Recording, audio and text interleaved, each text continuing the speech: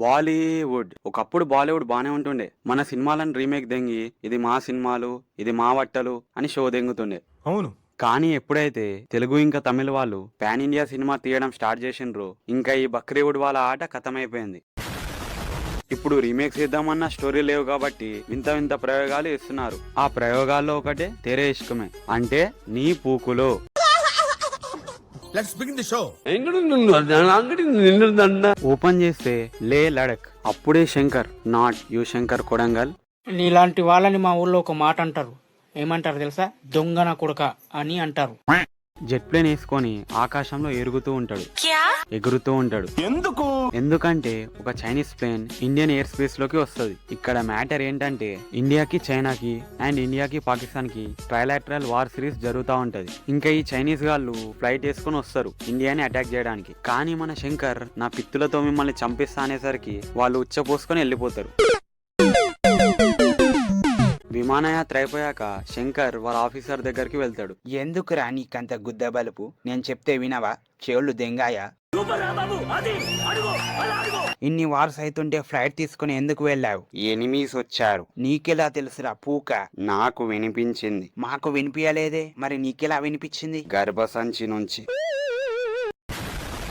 ఇంకా వీడు ఎర్రిపుగ్గాడని అర్థమయ్యి ఒక కౌన్సిలర్ ని అరేంజ్ చేసి ఏం ఇష్యూస్ లేకపోతే అప్పుడు ఫ్లైట్ నడపచ్చని అంటాడు. కట్ చేస్తే కృతి పాప అలియాస్ ముక్తి బాత్రూమ్ లో మోషన్స్ టాబ్లెట్స్ వేసుకుంటా ఉంటది. ఇక్కడ పాయింట్ ఏంటంటే ముక్తి ఒక కౌన్సిలర్. శంకర్ ఫైల్ చూసేసరికి ఎర్రిపూకై అక్కడికి వెళ్తది. ఇంకా ఒకరినొకరు చూసుకుంటూ పర్ఫెక్ట్ నిబ్బా నిబ్బీస్ ఎక్స్ప్రెషన్స్ ఇచ్చుకుంటారు. అప్పు చేసిన బర్త్డే చేసిన నాది నోట్ల పెట్టుకోక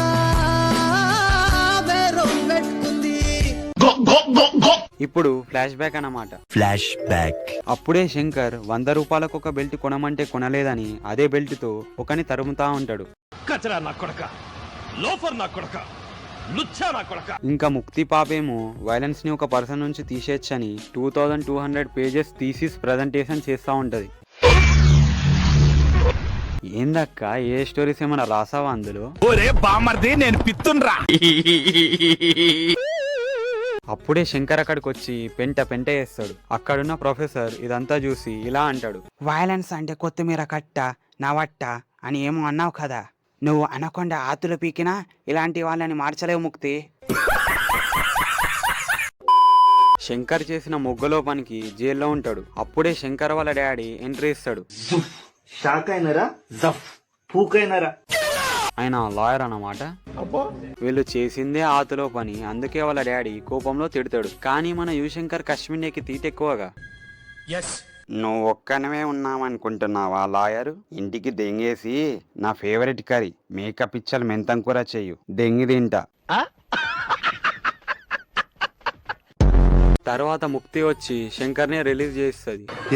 ఎందుకంటే థీసిస్ ఓకే చేయాలంటే వీని నుంచి వైలెన్స్ తీసేయాలి కదా.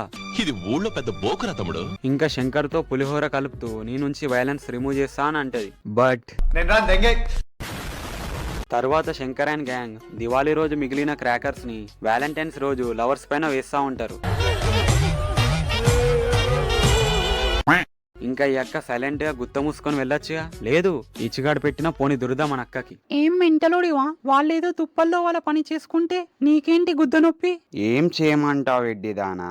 నేను రాడ్ సింగిల్ గాని, నాతో ప్రేమగా మాట్లాడితే నేను మంచిగా మాట్లాడతా. వెంటనే అక్క ఏం కాదు, అంతా సెట్ అయిపోతుంది ఎర్రిపూక. మనోడు కరిగిపోతాడు. ఇంకా ఈ సిచ్యువేషన్ ని క్యాపిటలైజ్ చేసుకోవడానికి అక్క ఇలా అంటది. నా థీసిస్ కి హెల్ప్ చేస్తావా? ఈ సిచ్యువేషన్ లో ఎవడైనా నో అంటాడు. కానీ కామంతో కళ్ళు మూసుకుపోయిన శంకర్ మాత్రం సరేలే, ఏమో ఈ థీసిస్ వల్ల నీకు నా మీద లవ్ పుట్టచ్చేమో. ఎర్రి పువ్వు అవ్వాలి అని ఉందా, నాతో రా చూపిస్తా సరదా.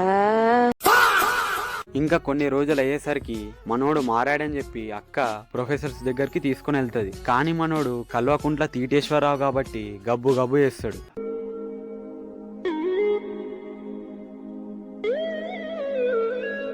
దెంగినావా? మంచి మందిలోకి వస్తుంది కదా, నీకు వస్తుందేంద్రా?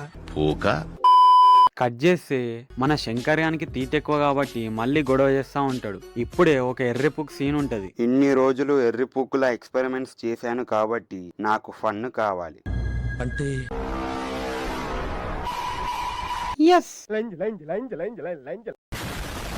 ఏది ఫ్రీగా రాదు కదా. ముక్తి కూడా నువ్వు మా ప్రొఫెసర్స్ ముందు కోపం లేకుండా ఉండాలి అని కండిషన్ పెడుతుంది.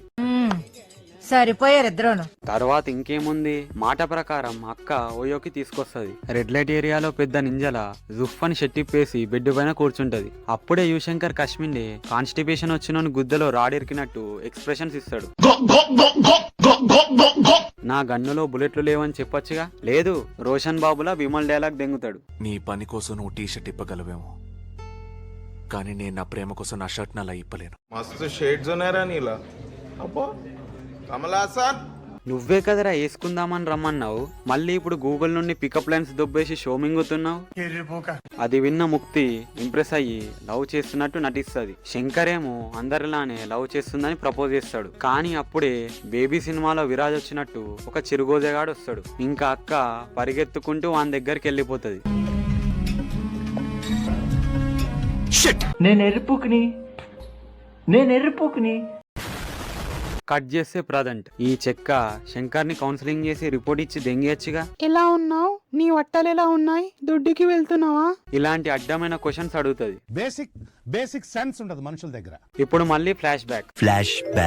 మన శంకర్ బాధలు అది నా పిల్లరా అంటూ మందు తాగుతూ ఉంటాడు. అప్పుడే ఒక ఎర్రిపూకొచ్చి శంకర్ ని రెచ్చగోపుతాడు. నువ్విక్కడ పిల్ల పుగ్గాన్లా ఏడుస్తుంటే అక్కడ అమెరికా నుంచి ఒక ఆతగాడొచ్చాడు. వాని పేరు పు పు పు పు పూకేశ్వర్.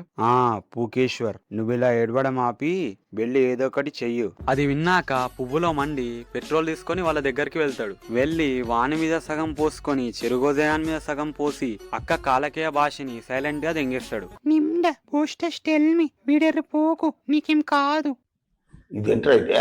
అరే నీ అబ్బా. ఇంకా పబ్లో శంకర్ చేసిన రచ్చ చూసి శంకర్ ఇంటికి వెళ్తది. వెళ్ళి మా నాన్నతో ఒకసారి మాట్లాడొచ్చు కదా అని అంటది. ఇంకా ముక్తి అలా చెప్పేసరికి మనోడు వట్టలు ఉప్పుకుంటూ వాళ్ళ ఇంటికి వెళ్తాడు. కానీ వాళ్ళ డాడీ మాత్రం నోట్లో మొగ్గ పెడతాడు. నువ్వెంత, నీ బతకెంత, నీకు నా కూతురు కావాల్సి వచ్చిందా? నీ మొహంకి నా కూతురేంటి, ఉప్పల బాలు కూడా రాడు. మరి నీ కూతురు కావాలంటే నేను ఎవంది గుడవాలంట? ఐఏఎస్ లో ప్రిలిమ్స్ మెయిన్స్ అనేటివి ఉంటాయి, ముందు అవి పాసుగా.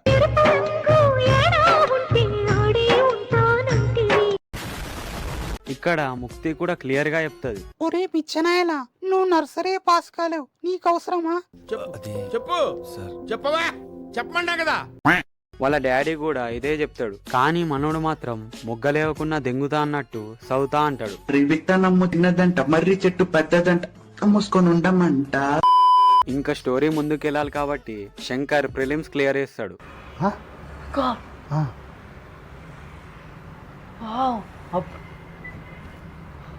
ఇంకా శంకర్ అండ్ ఫ్యామిలీ గుంట ఫ్లాట్ అని ముక్తి అక్కింటికి వెళ్తారు. కానీ అప్పుడే పెద్ద షాక్. ఈ చెక్క తన పెళ్లి సెలబ్రేషన్స్ లో ఉంటది. అది చూసిన శంకర్ కి పిచ్చి దెంగి మొత్తం తగలబెడతాడు. ఇప్పుడే ఒక రోత లాజిక్ ఉంటది. ఈ అక్క శంకర్ కి నో చెప్దామని అనుకుంది, కానీ చెప్పలేకపోయింది. అందుకే వాళ్ళ డాడీతో ఇన్సల్ట్ చేసి పంపిద్దామనుకుంది. కానీ వాళ్ళ డాడీ మాత్రం ప్రిలిమ్స్ మెయిన్స్ అని కండిషన్స్ పెడతాడు. శంకర్ ఎలాగో పాస్ గాడు, నన్ను వదిలేస్తాడు అని అనుకుంది. పెద్ద ప్లానింగ్.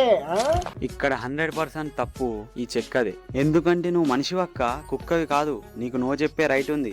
ఎట్లరా మీరు ఇంత లో ఐక్యూ అయితే ఎలారా మీతోటి? తర్వాత చేసేదేమీ లేక శంకర్ పోలీసులకు సరెండర్ అయిపోతాడు. మరి తర్వాత ఏమైంది?